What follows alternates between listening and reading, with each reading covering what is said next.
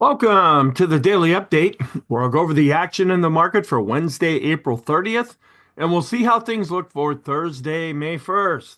Okay, first of all, I apologize for getting the date wrong in Wednesday's video.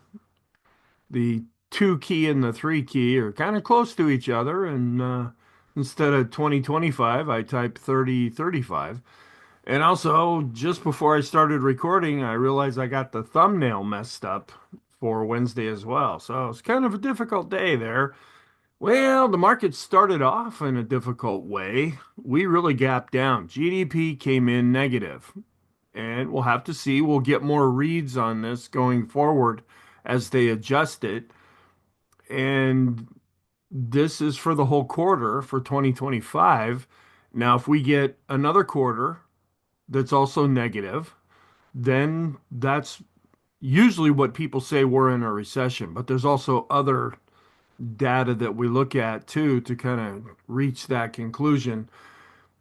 On the website that I have, I will be updating the recession outlook video. It's a supplemental video that I do that I don't put on YouTube or Rumble.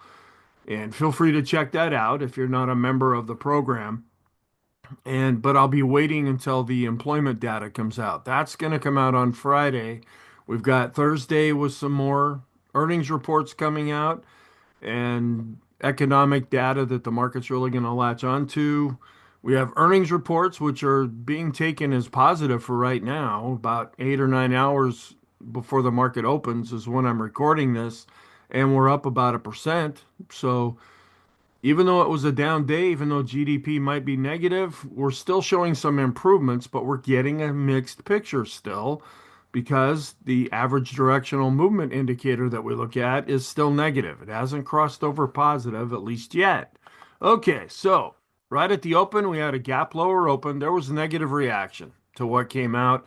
And the GDP report comes out before the core PCE, and all that bunch of economic reports that are released together. And that was actually, excuse me, that was actually a little more positive. But the initial reaction was that we were negative with GDP. It was kind of the worst of both worlds there because GDP was down and the inflation component was up. And I'll go through that. But we gapped down below S2 at 54.80. And then not too much longer after the open, we set the intraday low and here's another typo here, at 54.30. Now that's just a round number, and it just kind of stopped going down at that point, and then we were able to rebound above S2. We got up to S1 at 55.20.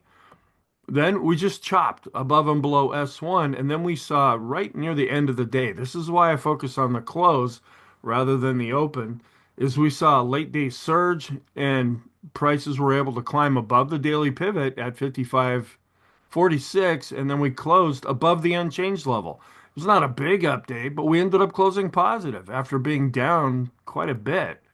So we were up 0.15%, not much of a change on a percentage basis, but it was a pretty wild day. Just for informational purposes, April was crazy with all the tariff stuff and trade policy and all that stuff coming out. By the time we got done with April, we were down 0.76%. You would think we were down, 15, 20%, which we were at one point, not for April, but from the all-time high. But we were able to recoup a lot of those losses. So this is one of those big roller coaster type things where you get on the roller coaster, it goes up and down and all around, and then you get off at about the same place where you got on. And that's pretty much what happened here. And we were actually above average with volume. It was one of those few days that we've seen lately where we saw an increase in volume. We are still positive in the short term. We have the 50 period moving average, especially the exponential version.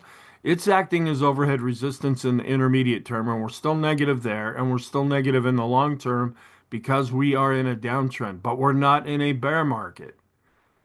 And interest rates, not big changes there. The big news in Wednesday's session was more inflation with the GDP. We're going to get more inflation data on Thursday, and then we're going to get, as I said, the employment data on Friday. So there's some heavy duty things that are going to be hitting the market. Okay, so there were some real concerns about stagflation because what we saw with this report is kind of what happened back in the mid to late 70s, where we had super high inflation, but little to no growth, if not actually negative growth. And that's what this report was showing. GDP was down, inflation was up. And so people were automatically freaking out about it, stagflation and everything. And it was a disappointing report, which showed a contraction of growth alongside a rise in the deflator. That's the inflation part of GDP. Then the ADP employment change that came out about the same time too, and it was like half of what they thought it was going to be. So things were not looking pretty good right there. We ended up being down 2.3% when the S&P hit its low. And that's pretty significant, especially to end up closing positive on the day.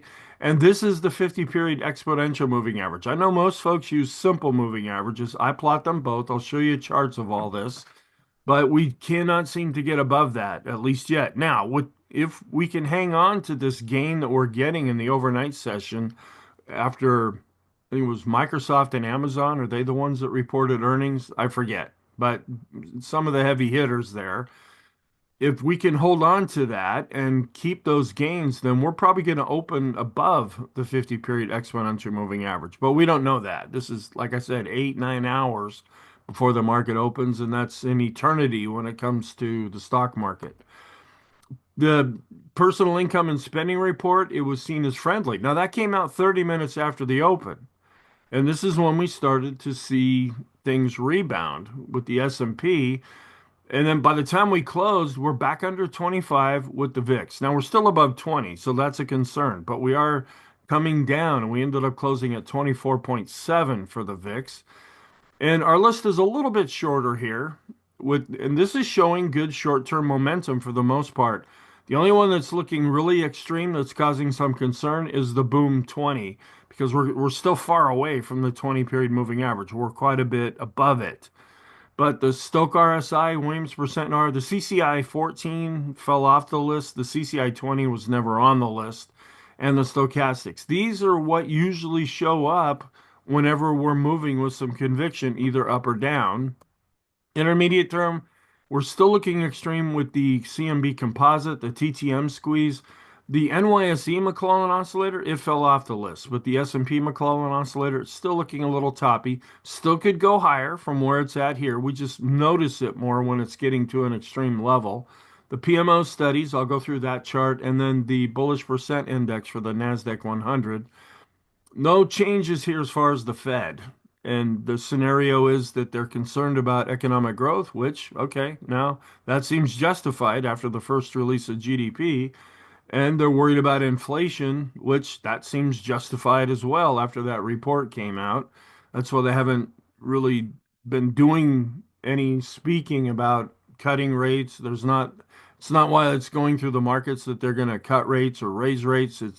They're just going to keep things the same. The dollar was up, but it's still been fighting that overall downtrend. And interest rates are up only a little bit here, 4.18% with the 10-year yield, where we had been at 4.17% after Tuesday. And we're still negative as far as sentiment coming in at 35. It did tick down a little bit. Folks are still a little bit concerned about that. And we're still inverted with the 10-year to the 3-month yield curve. This is just something that we're watching. The 10-year to the 2-year, that one's fine, and that's actually getting steeper. And this one is the 10-year to the 3-month. That's inverted, and that's causing some possible recessionary concerns. But we're still negative with our trend. We didn't see enough of an upward thrust. In fact, it's actually getting a little bit more negative here with the ADX. It's below its moving average. That suggests a weakening trend, but we're above 20, so it's still a trend. And it's just we have the red line above the green line, and so that's why we're negative. The bias, even with the slight update, we're still positive there, and I'm still keeping the momentum at mixed to positive. It was looking pretty negative there, but the turnaround was rather encouraging. So we have quite a list here. The mortgage applications, we get that every week. We were down 4.2% on a week over week basis. with refinance applications and purchase applications being down 4%. The ADP employment change, this was about half of what they thought. It came in at up 62,000. They thought it would be 128,000. Then the first quarter of the employment cost index, that came in as expected, up 0.9%. Wages and salaries were up 0.8%, where last time they were up 1%, so that's a little bit lower. Benefits costs, those rose 1.2%, where last time they were up 0.8%. And this is the big one, at least the headline news for Wednesday was the advanced report. This is the first time we're seeing this for 2025 for the first quarter. It was down 0.3%, where they expected it to be up 0.4%. And the deflator, this is kind of what freaked folks out too. It came in stronger than expected, up 3.7%, where they expected it to be up 3.1%. It was at 2.3% last time. Then the Chicago PMI, it's under 50, so we're showing some contraction there. They thought it would come in at 46. It came in at 44.6 and down from the 47.6 we saw last time. And then personal income up 0.5% month over month. They expected it to be up 0.4%. That was a little more than expected, but down from the zero point 0.7 that we saw last time there. Personal spending also up more than expected. You got people buying stuff here, up 0.7%. They expected it to be up 0.4% and up from the 0.5% from the previous reading. And then the PCE price index itself, the market liked this. It was unchanged, where they expected it to be unchanged. So that was some welcome news. Excuse me, if we annualize that, it's 2.3% inflation on a year over year basis, where the previous time we had this report, it came in at 2.7% year over year. Then the core, also unchanged, up 0.1%. On an annualized basis, that's 2.6%, down from the 3%. So this was taken more as friendly to the market. And then pending home sales, up 6.1%. They expected them to be down 0.2%. Last time they were up 2.1%. Okay, here's a few charts to go through the mortgage applications. We get this every week. It was down, but down less from the previous reading.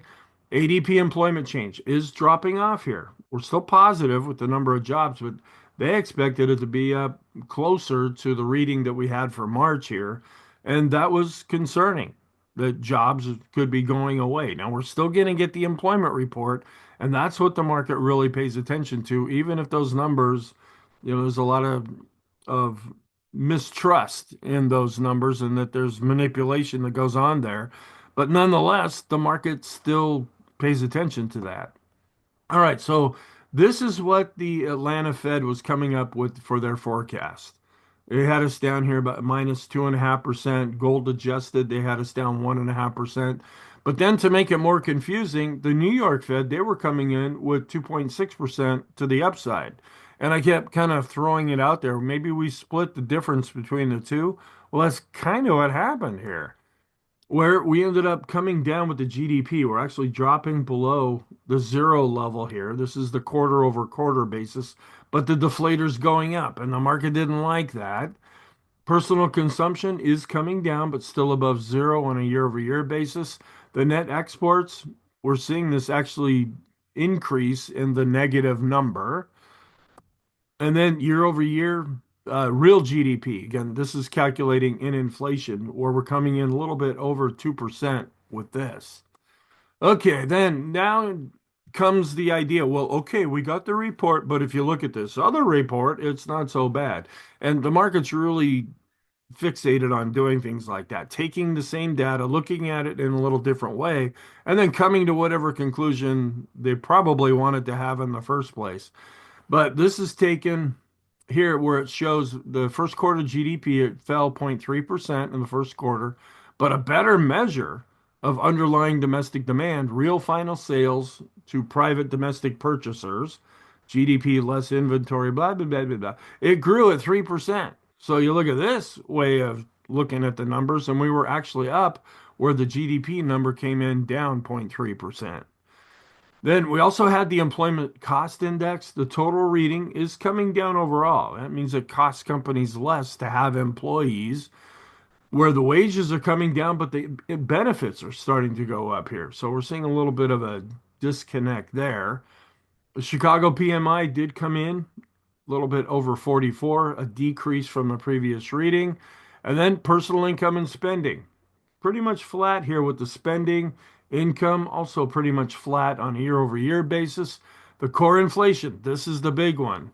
Year over year, it's coming down. It's not down to 2%, which is where the Fed wants it to be, but it is coming down, and that helped the rebound that we saw after the really negative open.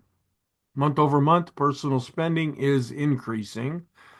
And then the pending home sales, that is going up in the latest reading. And oh, I'm sorry. This first one, this is month over month where we saw an increase. And then the last chart here, we're still negative when we look at the year over year rate of pending home sales. Okay, so and then folks, this is the second chart like this I've showed, and people like to do this. I find them interesting to look at, but just for a guide, just to be interesting. Don't make decisions based on this, but a lot of you were around in 2022 when we had the bear market, and this is how that played out. And this is the second chart like this that I'm showing. Okay, can we try to map out what's happening in 2025 compared to what happened in 2022? Okay, all right. We just look at this and go, interesting. All right, we might be seeing a little bit of a bounce here, which that's kind of what our charts are showing us. But then at some point, we might deviate away from this. And then if the S&P is up today, that'll be day six in a row. Actually, it was up, not by very much, but it was up. And then looking out, we're up 75% of the time here. This is looking back over the last 20 years with an average and median return of 9.7%. And then the percent of the time that we end up being higher is 93.8%. So when you have 6 day wins here, and then what will the return be? Now, this is looking at the whole calendar year. So we're in May right now. We've got till December to see if there's really something to this. All right, then the market implied U.S. recession probability. We still have with the Fed funds rate, that's coming in kind of high, thinking that we will go into a recession. And then this just lists the different components that they try to put together, saying, are we going to go into a recession? You take the average of these recessions starting at about 23%, and then that we're in a recession right now, it's at 8%. And then impact of policy uncertainty on S&P cash. Yeah, buybacks. Companies are like, okay, we're not sure we're going to buy back a lot of our stock now. Even though we've been seeing some positive announcements made there, that's having an impact because these companies are like, do we use this cash for this or do we have to keep it for something else? The total reading here overall, and then for mergers and acquisitions, that's actually dropping off capital expenditures, where the beginning of 2025, there were all these announcements like 500 billion, close to $1 trillion that all these companies were going to spend. Well, that's tapering off here a little bit, and then dividends could play into that, and then research and development doesn't seem to have as much of an impact. And this is just guesswork here. I mean, there's people have their own metrics that they use to come up with these things, and it's like, okay, this is what we think will happen here. And approval ratings, this is what is the approval rating versus consumer confidence, and there tends to be a pretty high correlation. And with all the uncertainty, a lot of folks are like, okay, was voting for Trump a good thing after all? It's like the market's, having some trouble. We're worried about a recession. Well, there's a lot of change going on, and people are resistant to change, even if it's the hope is that it ultimately becomes good change. It's not pleasant when it's going on. And then it's also um, with Biden, with his approval rating here, and the Trump approval rating as well. All right. Risk appetite showing a little bit of a rebound here, but still below the zero level. And then this is also looking at the stock performance at the 100-day mark. Now, Biden comes in at the top. I mean, you had all the stimulus. We're coming out of COVID at that time, and you had all this money just flying into the market. It really gave the stock market a real boost where Trump is coming in more at the bottom end of things here. And then this is policy news is driving the markets. I try to go through this and then you might just want to pause. And I try to go through this on a day by day basis. But then this is just when different announcements were made and then how the market reacted to that. And it's looking at the high beta. Those are the big stocks that tend to outperform. I don't have that actual chart to show this time, but this is like Apple, Amazon, Netflix, Google, the big high flying stocks. Where the low beta stocks, those are excuse me, the low volatility stocks. Those are the more defensive ones. Toilet paper, toothpaste, things that tend to outperform when the market is under pressure. All right, then the what's contributing to real GDP next exports of goods and services and chain prices really dropping off here. We're seeing a really low reading with this particular chart. And then the 2 year trailing price returns going back to 1990. And we have fallen back here, but we're still right at about the average here. Even though it feels like you're probably seasick or car sick or whatever from bouncing all around with the market, overall, it really hasn't been all that crazy compared to other times that have been even more crazy. All right, so here's the chart. We gapped lower, well below S1, below S2, immediately came down here, found some support at these previous pivot levels for Monday and Tuesday. And then that's about the time when the other economic reports started to come out. And what do you know? We got back above S2. We made it up to S1, but couldn't get above that. But then later in the day, we broke higher, made it all the way back up to the daily pivot, but then fell back down below S1. And then here, this is a 10-minute chart. So the last 20 minutes, we just saw this massive surge up that took us to the daily pivot and then took us above the unchanged level to end up closing positive on the day. Crazy, crazy. And we are up in the initial overnight session based on some earnings reports. We'll see if the market's able to hold on to that. We're still seeing a little bit of an edge when we look at the blue line above the red line. That means on an intraday basis, growth is outperforming value. We're still seeing a general improvement overall here. We ended up being down negative with the growth to value ratio for the S&P, but looking at the bigger picture, we have been going up with this ratio. End of day, we were up, but up 0.01% with growth, where value was up 0.08%. But to be as negative as we were and to even close positive is rather encouraging. We were up less with the mid caps and also up less with the small caps. So we are seeing a general improvement here with the S&P, excuse me, the small cap growth to value ratio, mid cap growth to value ratio, and S&P growth to value ratio. But this is in a downtrend, and that's a concern to us.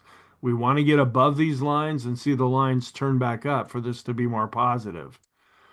And we're still at the underside of the rainbow here with this growth to value ETF. We're still in a downtrend when we look at discretionary to staples. Discretionary by itself is in a downtrend, where staples not doing great. They're in a downtrend, but they've been chopping more or less sideways. And this is some of the overhead resistance that we're starting to see here. This is the large cap growth ETF, and we're bumping into the blue line here, which is the 50-period simple moving average. We can't seem to get above that, at least yet. Now, will Thursday be different? Will we see some strength coming in to get it back above this? Now, this is just for the large cap growth. We also have 50-period moving averages on other indexes, including the S&P.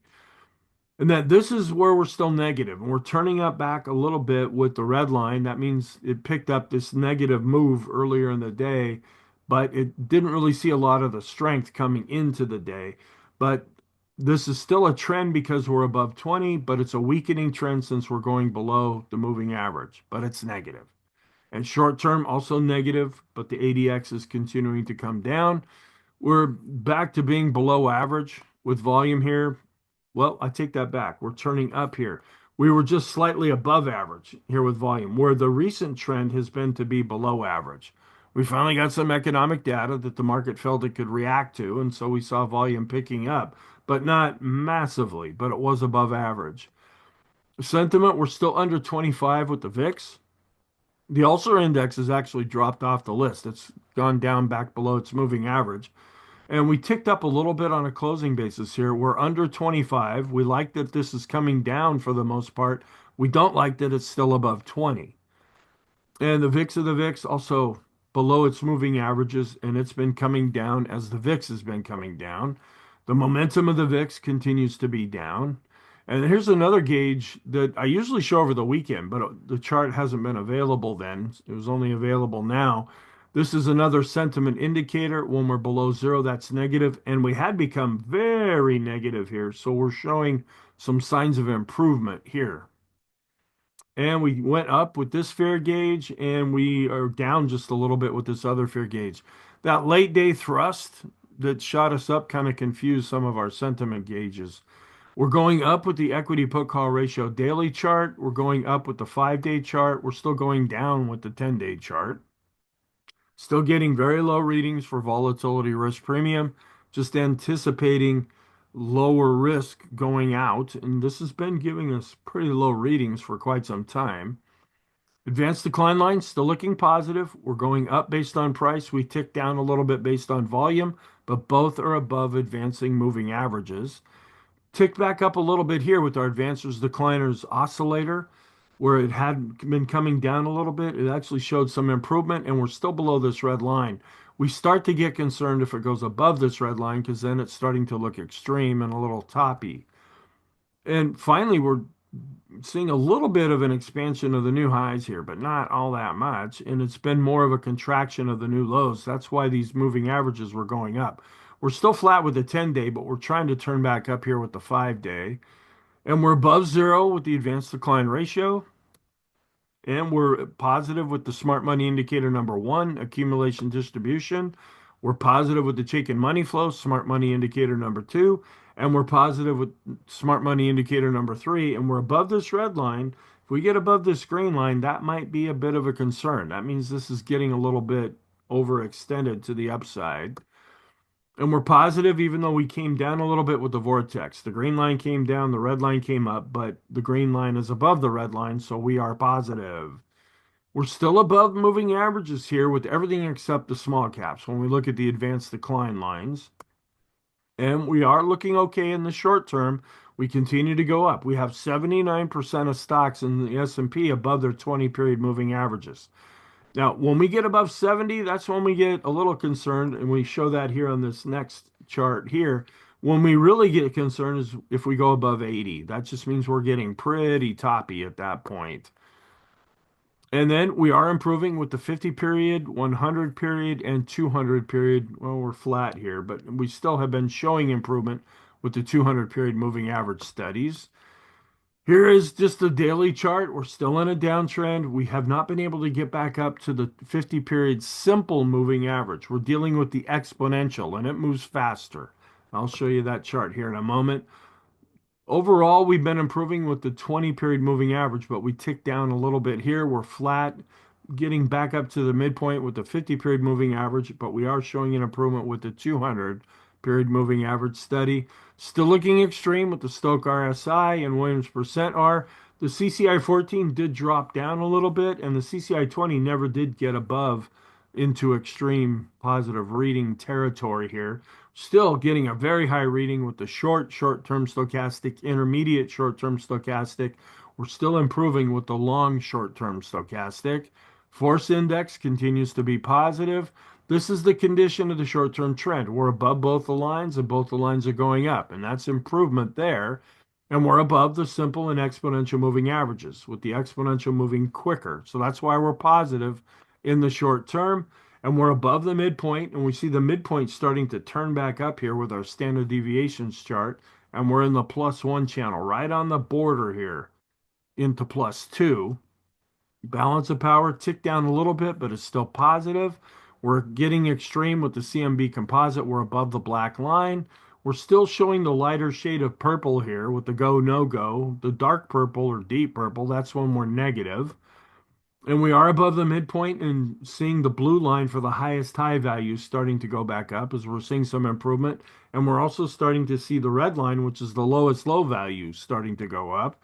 TTM squeeze above the black line, starting to get extreme. Just to give you a little bit more context here, we could still go higher than where we're at right now, but this is when we pay more attention to it. We came down with the ease of movement, but we're still above zero, so it's still positive, but declining. Standard deviation, we had slowed down there a little bit. Now we're starting to pick up speed a little bit over here. When we look at the last 10 periods, Arun's still asleep. It's on vacation right now, but it's negative since it's below zero.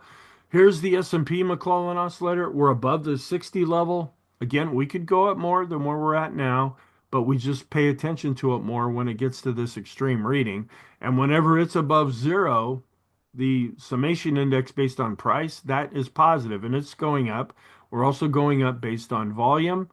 We're coming down a little bit. We saw a little bit more weakness in the broader market. We're no longer extreme with the NYSE McClellan oscillator, but we're still above zero. So we're going up with the summation index for the NYSE based on price and volume. We're rolling over a little bit here with the Swindler trading oscillators. It picked up some of that early weakness, and we're actually going down now based on volume. So this chart is actually more negative. Momentum is still positive with the PMO. We're going up based on price and volume. We're extreme with the PMOs that are rising. We're extreme with the buy signals, and we're slowly improving here with the PMOs above zero. We're still positive with the Elder's Impulse system for the S&P, and the parabolic SAR is positive. I added this again because I drew another anchored moving average here going from the all-time high set in February. Enough time has passed. And this is a little bit encouraging because we've been able to close just a little bit above that. Now, this could still act as overhead resistance, but we got a little bit above it after Wednesday's session. And we are improving with the intermediate term trend. We're going back up with the blue line and the red line, but we're still below the 50 period moving averages. That's why we're negative. And the blue line here, this is the 50 period exponential moving average. Not as many folks pay attention to that.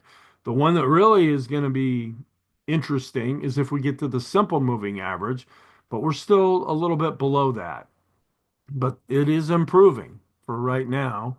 And here it shows that we're above the 20s, but still below the 50s. We have the 100s and 200s still yet above current price. We're still getting kind of far away here from the 20 period moving averages measured by the boom indicator. Trying to get back up close. We're almost at zero here. When we measure the distance away from the 50 period moving average, we're still below zero with the distance away from the 200 period moving average because we're below it. And the slope oscillator starting to get a little extreme. We're going above the green line here. The MACD is positive, but hasn't even come back up to the midpoint. All of our oscillators now are positive, with the slope oscillator getting to a little extreme here, but showing improvement across the board. Copic curve still continues to be positive. That's another momentum oscillator. We actually ticked down, but we're more in this neutral area here with the Sean trend meter. The context is that this has been improving because it's been going up. And came down, but still above 50 with the money flow, and we're still going up just barely underneath this extreme reading with the ultimate oscillator. We're still above the moving average with on-balance volume, so that's showing an improvement there. And you can see the moving average is starting to turn back up, and that's more positive also. The bullish percent index continues to look good. It continues to go up, and it's above 50. It's above its moving average. That is positive. And we're right about at the midpoint here with the NYSE bullish percent index, and we're still extreme, but looking positive with the NASDAQ 100 bullish percent index. We're above 50 with the RSI 14, that's intermediate term, and the RSI 9, which is short term. And now we're wondering, this mass index, what happened to make this be triggered is that we were going up. So we're looking at this as a potential reversal signal, but we're still working off of a buy signal with the praying bottom fisher. And so far, that seems to be a pretty valid signal. And we're keeping an eye on this weekly chart of the S&P. We're 55.75 is where this pivot level here is, and we closed at 55.69. So we're 6 points underneath this pivot point. If we can get above that, close above it, and then this, since this is a weekly chart, if we can be above it by Friday's close, that would show a lot of improvement on this chart. And we came down here. This was possibly acting as some kind of support with the 20 period simple moving average of the open, high, low, close. We came down to the 20 period moving average of the high, and that's about where we set the low, and then we bounced up off of that. All right, we're still positive with the Heikin Ashi when we look at different ways of measuring the trend. We're also positive with the Kagi chart, we're positive with the Renko chart, and we're positive with the three-line break chart. So that's showing confirmation there. We are improving with the 150 and 200 period moving averages, and we're still positive in the short term with all the different indexes. Negative in the intermediate term, but we're still negative in the long term with the mid caps, small caps, and Nasdaq 100. I don't know if I agree with that because maybe they just haven't updated this chart. And bonds are positive in the short term with price, but negative in the intermediate and long term, where commodities and the dollar are negative across all time frames. And the areas that were up, healthcare, staples, defensive areas, they led things higher. Tech, it was up, but in more the middle of the pack, as was communication, barely unchanged here. Where discretionary, that's another growth area, ended up being down, but energy is still taking a bit of a hit, and utilities were also down. So we saw the energy have a BPI cross above 70 right after the open, and then it ended up being down. Most of what you're seeing here was right after the open, where we got below 5,500 with the S&P. Now we got that back, but the Nasdaq 17.4, 3, 2, 1 a bullish percent index crossed below 50 with the NYSE. The Dow fell below 40,000. And then for a while, the NASDAQ was even below 17,000, and real estate had a BPI cross below 70. So, and you look at the time here, all of this happened within the first hour that the market was open. And then we spent the rest of the day coming back, but it didn't really pick up anything positive on the alerts. Coming in at 1.57% with the trueflation reading of inflation right now. The Dow is still in a downtrend and we're still above this pivot point. So this had been providing some overhead resistance and we're still above that. The Dow was up 1/3%. We're positive with the Elder's Impulse system for the diamonds. The Nasdaq is also in a downtrend. It ended up being down 0.09%, still below its 50-day moving average. And we're positive though with the Elder's Impulse system in the short term for the Nasdaq dealing with the 50 period moving average here with the NASDAQ 100, and this is growth. It was up 0.13%. So we have the S&P a little bit below its 50-day simple moving average. We have the NASDAQ 100 right at its 50-day simple moving average. That's what we'll be watching on Thursday. The Qs are positive in the short term with the Elder's Impulse system. The momentum for the NASDAQ 100 is positive. And I wanted to bring up the Qs here because we're battling around the 50 period simple moving average. That's the red line. So that kind of stopped the party. But the party was like the last 20 minutes that the market was open. But it is encouraging that we closed up off of the lows, but we're still dealing with overhead resistance. Small caps ended up being down 0.65%, still in a downtrend. And we were also down 0.63% with the Russell 2000 small caps also in a downtrend. We've gone from positive to neutral with the small caps with the Elder's Impulse system in a downtrend here with the mid caps. They were down fractionally. And they've also switched over to neutral after being positive with the Elder's Impulse system. The Wilshire, not even back up to its 50-day moving average yet. Still below the 50-day moving average, even though we're up a little bit with the total U.S. stock ETF. Financial sector was up, still getting back to its 50-day moving average, and that is encouraging. We want this to continue to go up. That just shows more health in the economy. And the FANG index, it triggered a death cross here, and we did come down to the 50 period moving average. That may have been where we found support as well. And then we were able to close up off of that. We were virtually unchanged on the day. So we're still above both of the moving averages here. Apple was up 0.61% in a downtrend, still below its 50-day moving average. Amazon was down 1.58%, also in a downtrend. We had Microsoft up 1/3%, still above its 50-day moving average, but in a downtrend. Google in a downtrend, down 0.85%. Meta down almost 1% and getting close to seeing a downtrend here.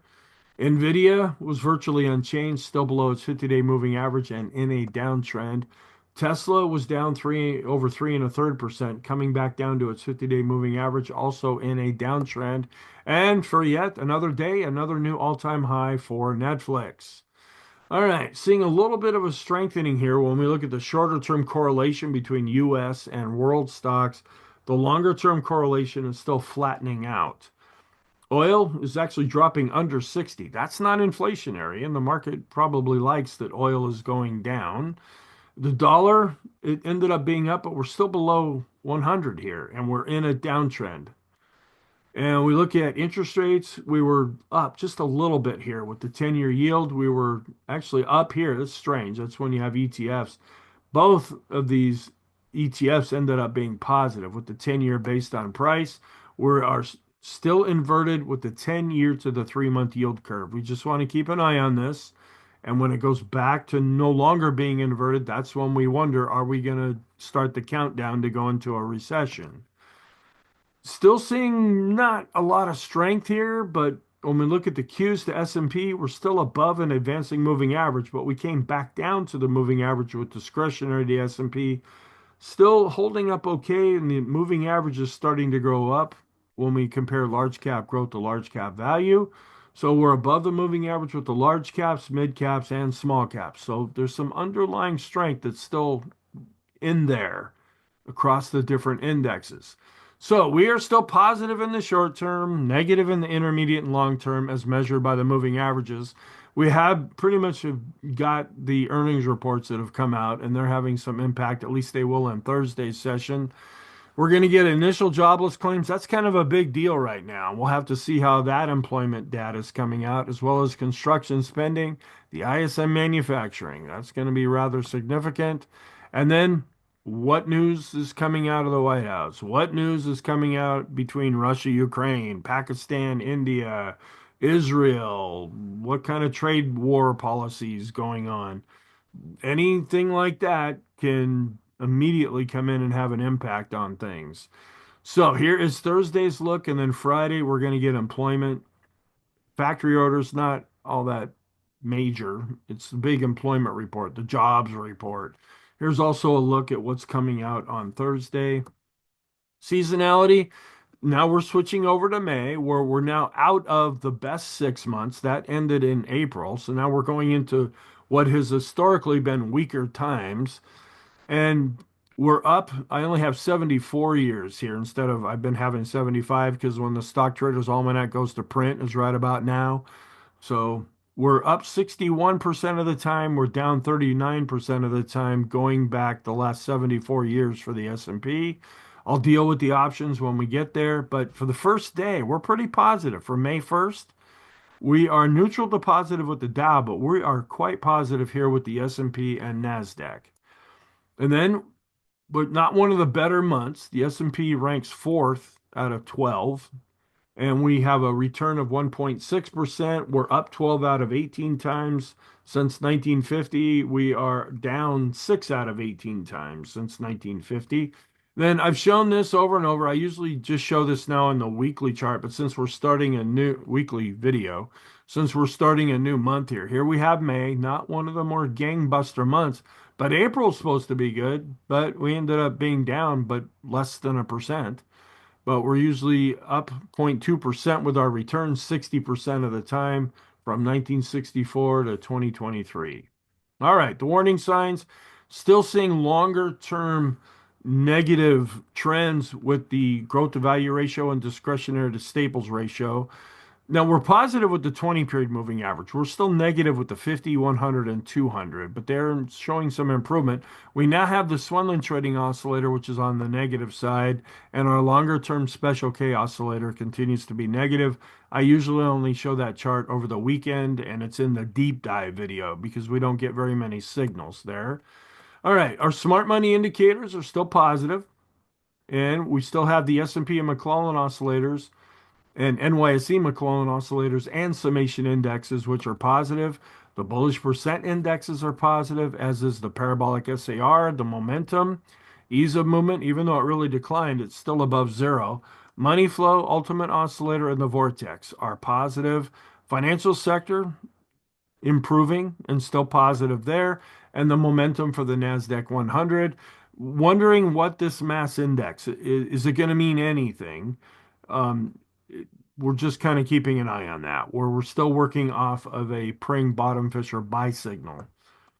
Okay, then the conclusion is no changes here. Short term positive, intermediate term and long term negative. What we are improving in the short term, and we're still trying to see, can we get above this recent range? That's about at 50, 55.50. What would really help is if we could get above the 50 period moving average and then that 55.75 level on that long-term weekly chart. We're still negative, but improving in the intermediate term, and we're still below the 200-day moving average in the long term. Thank you. I hope you found this helpful. I hope you have a great day, and I will talk to you in the next video.